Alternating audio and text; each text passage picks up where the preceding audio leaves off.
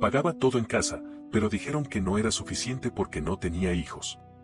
Y cuando pedí ayuda me dijeron que yo solo servía para dar, no para recibir.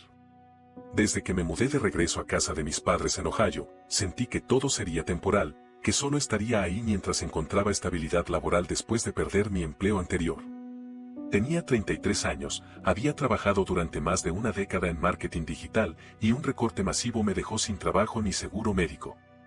Aunque tenía algunos ahorros, no quería quemarlos pagando alquiler en una ciudad cara, así que cuando mi madre me dijo al teléfono ven a casa, aquí tienes tu cuarto, acepté pensando que sería por unos pocos meses. Al principio, todo fue tranquilo, yo me encargaba de las cuentas de la casa porque mis padres ya estaban jubilados y vivían de su seguro social, así que pagaba la hipoteca, las facturas de luz, gas, agua, internet y hacía las compras del supermercado cada semana. Cocinaba para todos, ayudaba a limpiar, me ofrecía a llevarlos a citas médicas y, honestamente, creía que todos nos beneficiábamos del acuerdo. Me repetía que era lo mínimo que podía hacer por dos personas que me habían criado.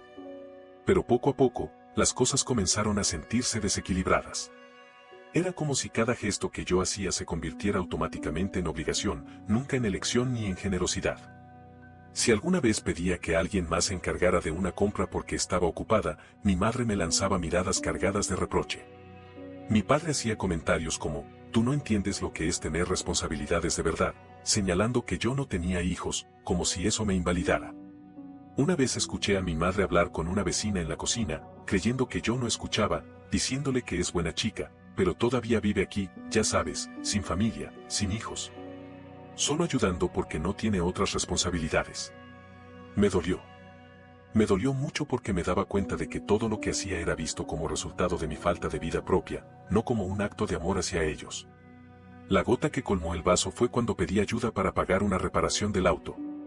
Necesitaba cambiar los frenos y las llantas porque había conseguido una entrevista a 40 minutos de distancia, pero el dinero no me alcanzaba para todo. Cuando se lo mencioné a mi madre, esperando quizá un préstamo o aunque fuera apoyo emocional, ella se encogió de hombros y me dijo con voz indiferente, mi amor, tú sabes que eres la que mantiene esto funcionando. No puedes esperar que nosotros te ayudemos, nosotros ya dimos lo que teníamos que dar. Tú solo sirves para eso ahora, para mantenernos. Me quedé mirándola en shock. Sentí que me habían quitado todo el valor como persona, reduciéndome a un cajero automático con piernas. Alguien que solo existía para resolverles la vida a ellos mientras ellos no me ofrecían ni siquiera una palabra de respaldo. Esa noche me fui a mi habitación y lloré en silencio, tragándome la rabia, sintiéndome traicionada. Algo dentro de mí cambió. Me di cuenta de que ya no podía seguir viviendo bajo esas reglas. Sabía que si no ponía un límite, ellos jamás me lo pondrían por mí. Lo que ellos no sabían era que yo ya había empezado a documentar cada gasto, cada factura, cada transferencia que había hecho desde que volví a la casa. Desde meses atrás, algo en mi instinto me decía que guardara evidencia, que no confiara ciegamente. Así que tenía todo, estados de cuenta, recibos, mensajes, hasta correos electrónicos donde ellos mencionaban en tono casual cosas que habían comprado gracias a que yo había liberado ciertos pagos. No sabía exactamente qué iba a hacer con todo eso, pero por primera vez sentí que necesitaba una estrategia. Y no solo para recuperar mi dinero, para recuperar mi dignidad. Porque entender que te ven como alguien que solo sirve para dar y no para recibir es una de las traiciones más profundas que puedes vivir dentro de tu propia familia. Esa noche decidí que mi historia no iba a quedarse ahí. Esa noche decidí que no iba a permitir que siguieran pisoteándome. Solo ellos no lo sabían todavía. Actualización 1. Unas semanas después, cuando ya había empezado a trabajar medio tiempo en una pequeña ONG local mientras buscaba algo más estable, decidí que era momento de ordenar todos los papeles que llevaba meses acumulando. En las noches, después de cenar, me encerraba en mi cuarto bajo el pretexto de estar revisando documentos para la organización, cuando en realidad pasaba horas revisando los estados de cuenta, las facturas digitales, las copias de pagos automáticos y las alertas del banco que había guardado minuciosamente en carpetas.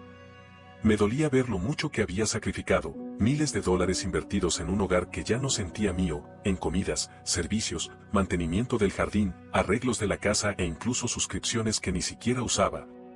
Como el maldito paquete de televisión premium que mi padre se empeñó en contratar porque a su edad necesitaba entretenimiento.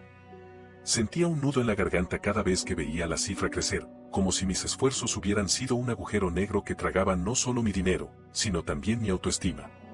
Pero lo que realmente me quebró fue descubrir un correo que se me había pasado por alto, era de la compañía de tarjetas de crédito, un aviso de actualización de datos que yo jamás había solicitado.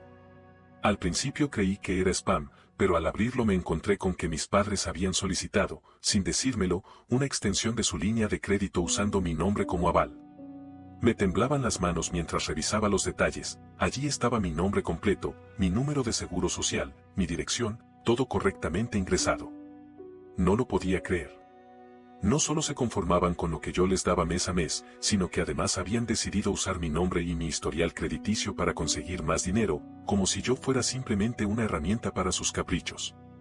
Sentí como la sangre me hervía mientras imaginaba la conversación entre ellos, cegaramente convencidos de que yo jamás lo descubriría, o peor aún, pensando que no me importaría porque total, yo solo servía para dar.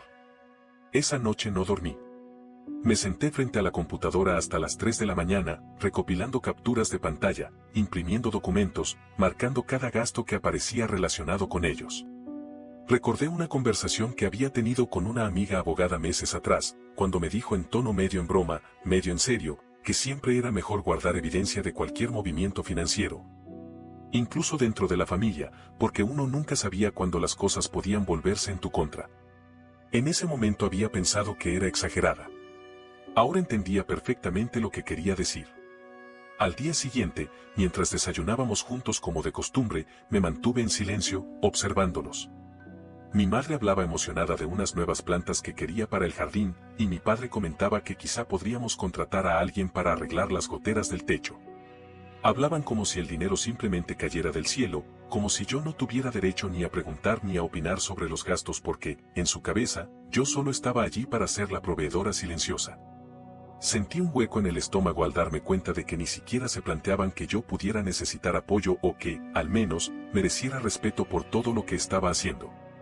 Me repetí una y otra vez que ese momento, ese desayuno, sería la última vez que los escucharía hablar así sin entender las consecuencias. Ellos no sabían lo que yo sabía, y eso me daba una ventaja que jamás habían anticipado.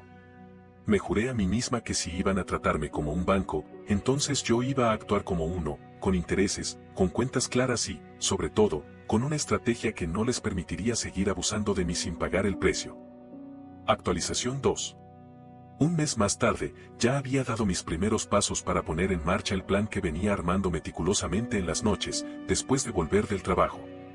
Durante ese tiempo, logré reunir suficiente información financiera y, con la ayuda de mi amiga abogada, empecé a entender qué herramientas legales tenía a mi disposición.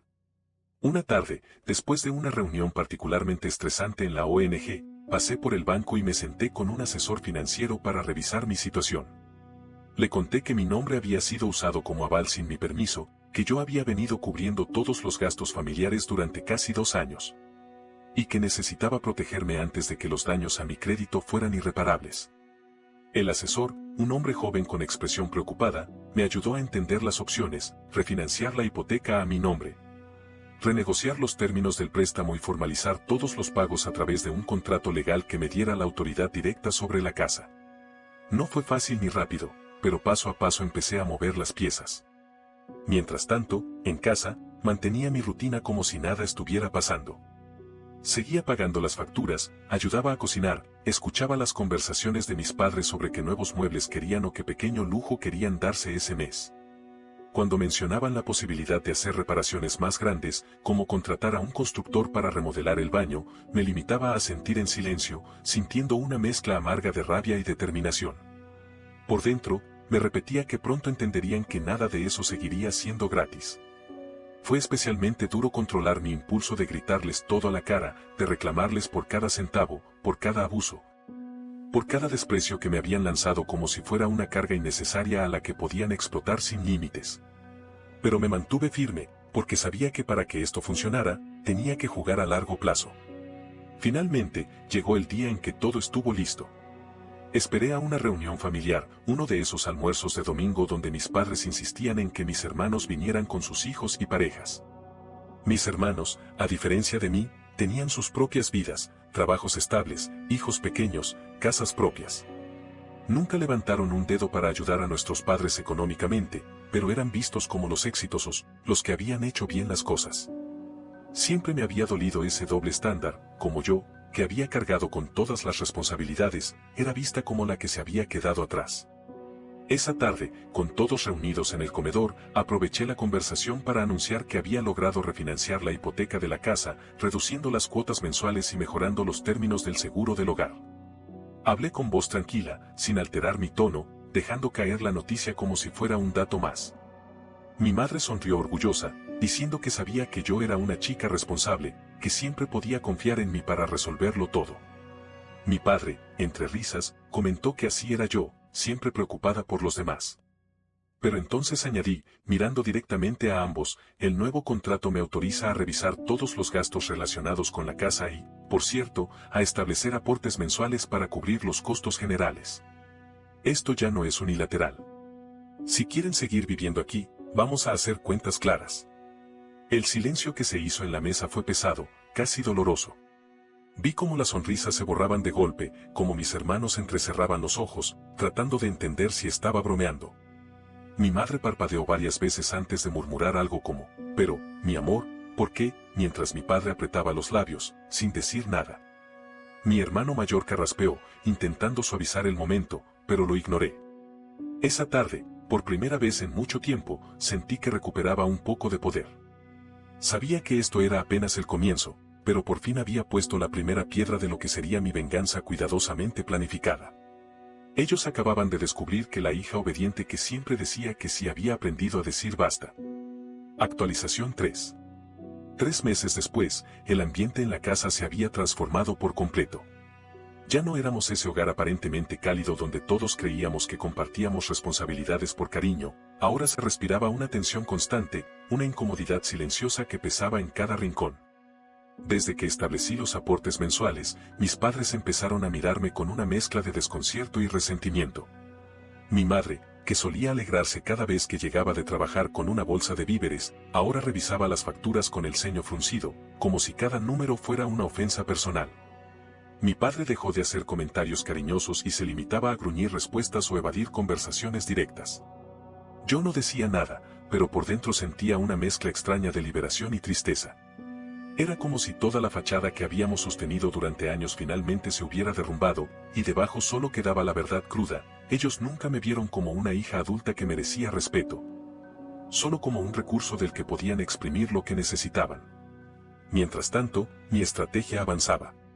Con cada factura que pagaba, con cada aporte que exigía y documentaba, guardaba una parte en una cuenta aparte, un pequeño fondo personal que había abierto para mí misma.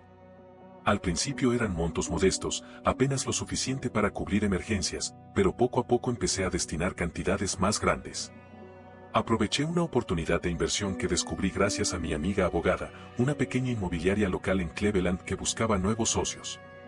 Habían tenido un par de propiedades mal administradas, pero su balance general mostraba potencial. Hice mi tarea con detalle, revisé cada documento, cada historial de pago, y decidí invertir una parte de mis ahorros, convirtiéndome en socia minoritaria.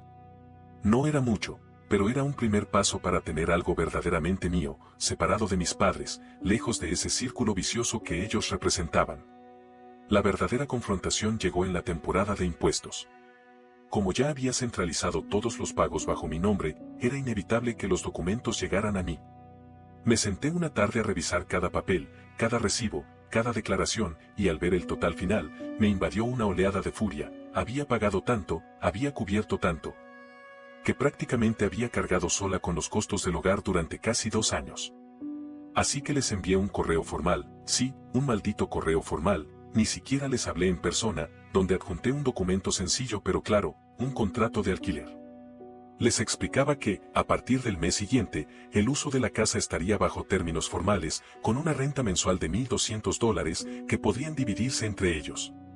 Y que todo lo relacionado con mantenimiento y mejoras quedaba bajo su responsabilidad. Ya no estaba dispuesta a ser la única que financiara su comodidad.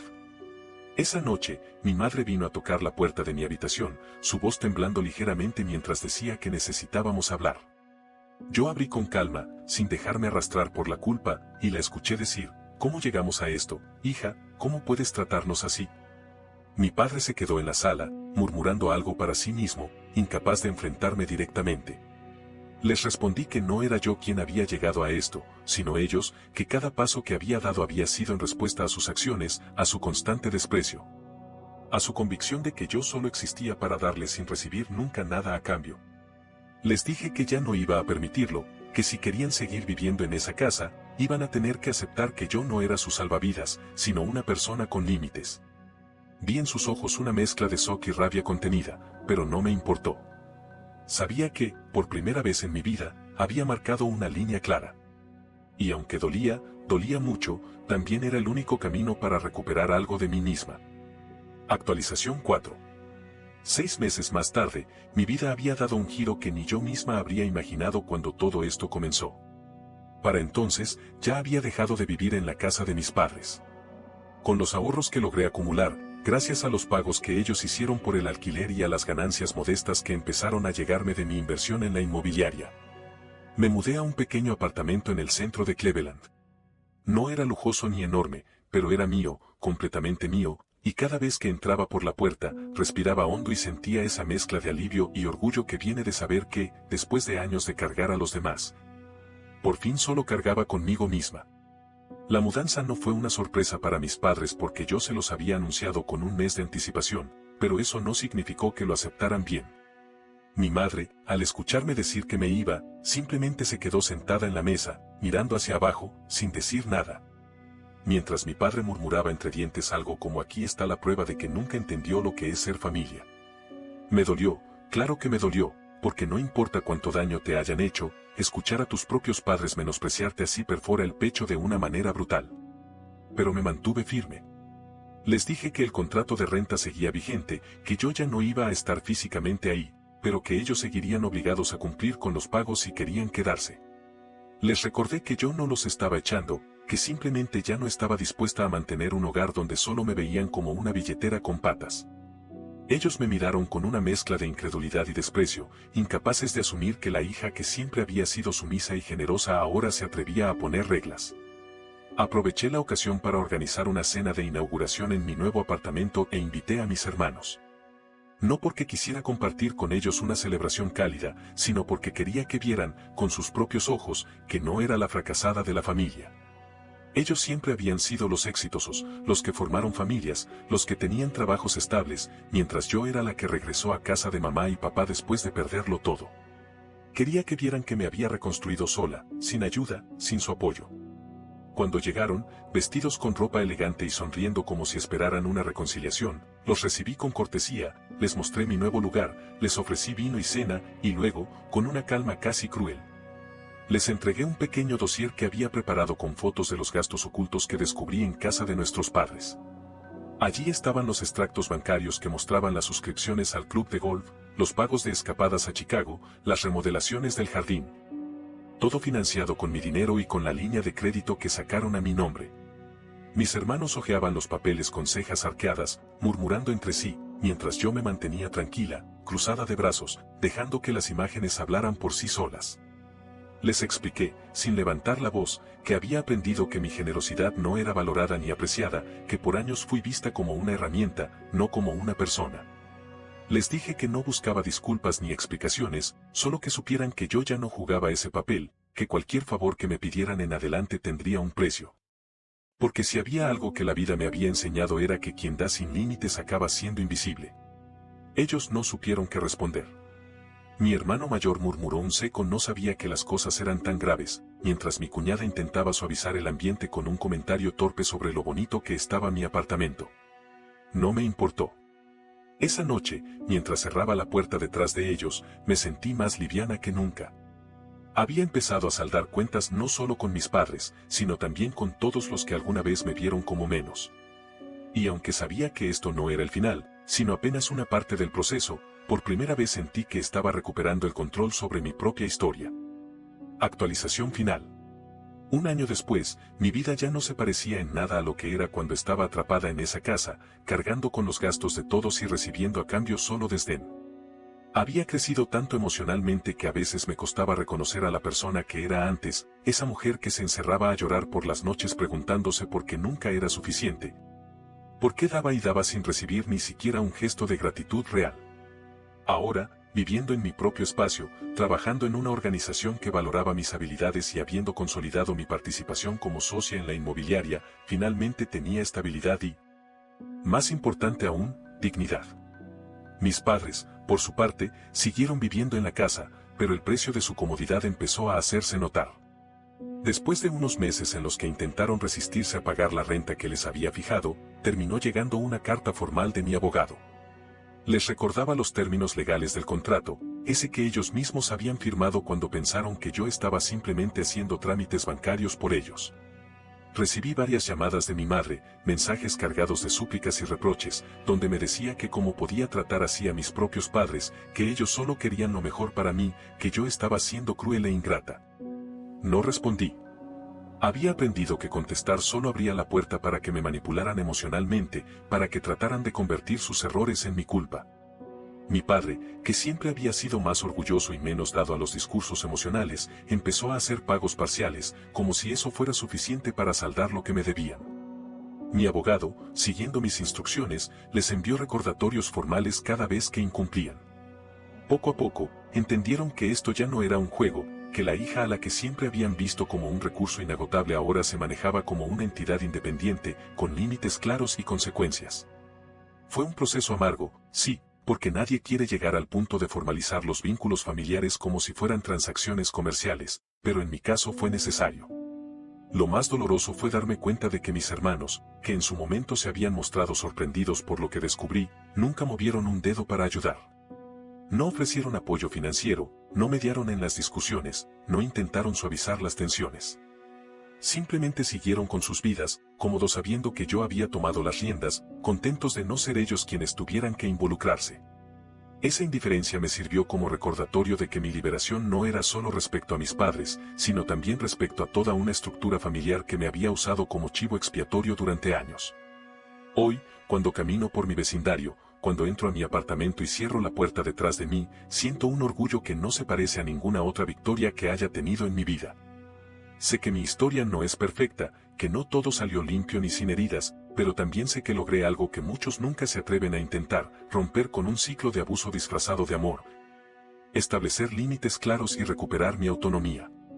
Ahora, cada vez que pago mi propia hipoteca, cada vez que abro mi cuenta bancaria y veo que lo que hay allí es fruto exclusivo de mi esfuerzo, sonrío sabiendo que mi vida me pertenece completamente. Y aunque mis padres siguen pagando su renta cada mes, aunque de vez en cuando me llegan mensajes llenos de nostalgia y arrepentimiento, yo ya no me dejo atrapar. Mi mayor venganza fue demostrarles que sí era suficiente, que no necesitaba ser madre, esposa ni sacrificada para valer por mí misma, y que, al final, la única que de verdad me rescató fui yo. No olvides dejar tu opinión en los comentarios, dejar tu like y compartir este video.